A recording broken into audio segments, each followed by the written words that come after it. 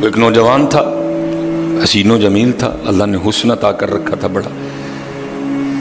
اس نے جب بھی نماز پڑھنے کے لیے آنا نا تو راستے میں ایک عورت تھی، اس کی نظر پڑتی، اور یہ کہا گیا ہے کہ جو نظر ہے یہ شیطان کے تیروں میں سے ایک تیر ہے حضرت، اسی لیے تو حضرت جی نظریں جھکا کے چلنے کا حکم دیا گیا ہے، کیونکہ جو نظر ہے یہ شیطان کے تیروں میں سے ایک تیر ہے حضرت جی۔ پڑھ تو یہ ایک دفعہ جاتی ہے لیکن کتنی دنوں تک حضرت اس نظر کا جو اثر ہے وہ دل سے نہیں جاتا حضرت۔ اپنی نظریں بڑی سنبھالو حضرت، اپنی نظریں بڑی سنبھالو حضرت۔ وہ اس کی تو نظریں پاک تھیں لیکن راستے میں ایک عورت تھی، اس کی پاک نہیں تھی۔ اس نے آتے جاتے جاتے آتے آتے جاتے اس کو دیکھنا، شیطان نے اپنا کام کرنا شروع کر دیا۔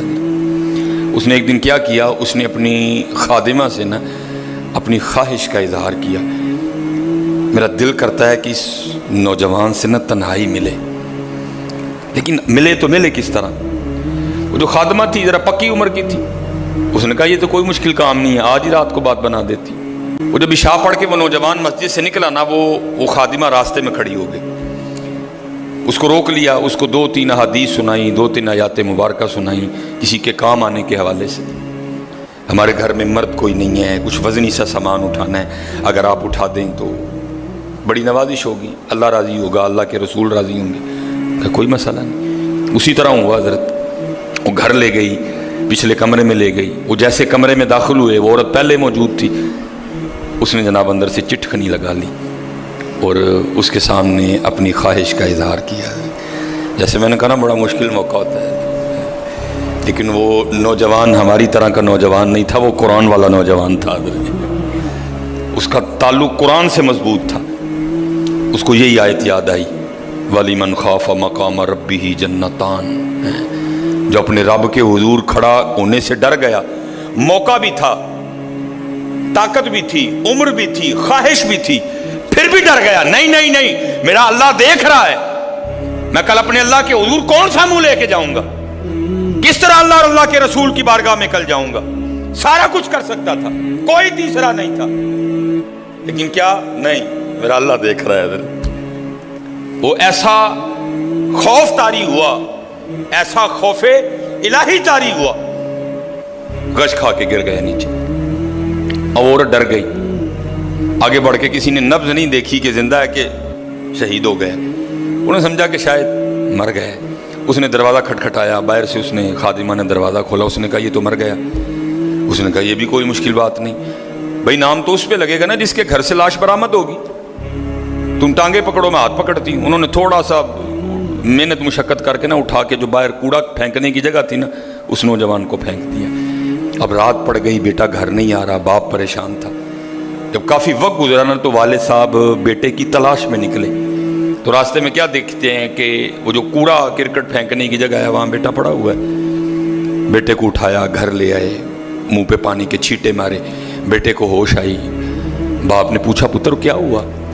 وہ بیٹے نے پھر سنانا شروع کیا۔ جب پھر وہاں پہنچا نا کہ اس عورت نے مجھے دعوت زنا دی، تو پہلے تو خوف الہی کی وجہ سے بے ہوش ہوا تھا، اس بار اتنا خوف الہی نے غلبہ کیا کہ واقعی روح پرواز کر گئی ہے۔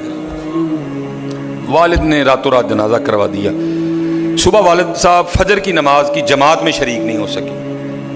جب نماز سے فارغ ہوئے نا تو امیر المومنین حضرت سیدنا عمر بن خطاب رضی اللہ تعالیٰ نے پوچھا بھائی وہ آج ہمارا فلاں مقتدی کیوں نہیں آیا؟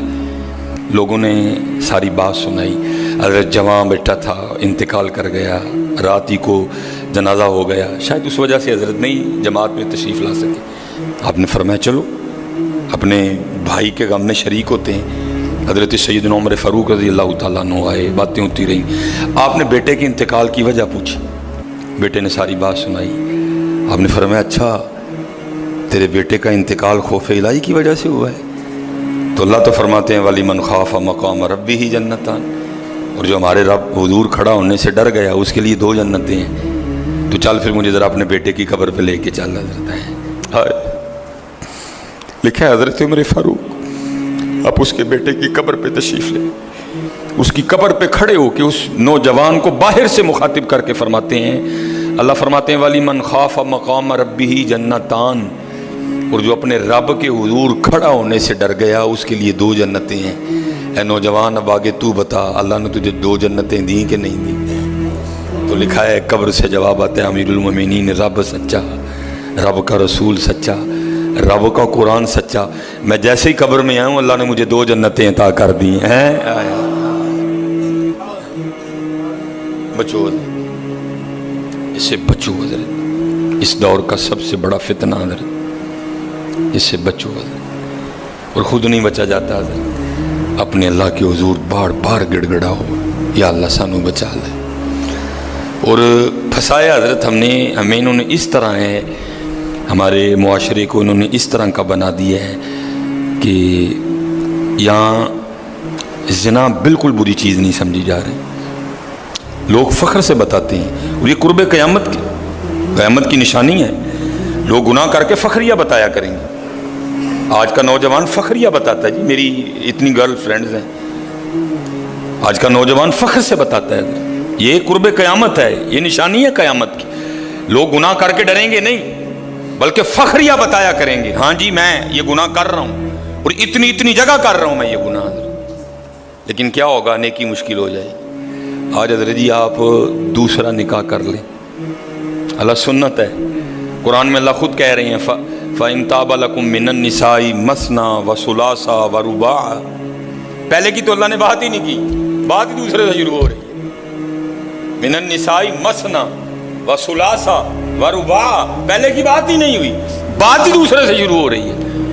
جتنی مرضی گرل فرینڈ رکھ لیں، آپ کو کوئی برا نہیں سمجھے گا، بلکہ لوگ آپ کے جانے کے بعد بڑا خوش ہو گئے کہ یار بڑا رنگین مزاج آدمی ہے۔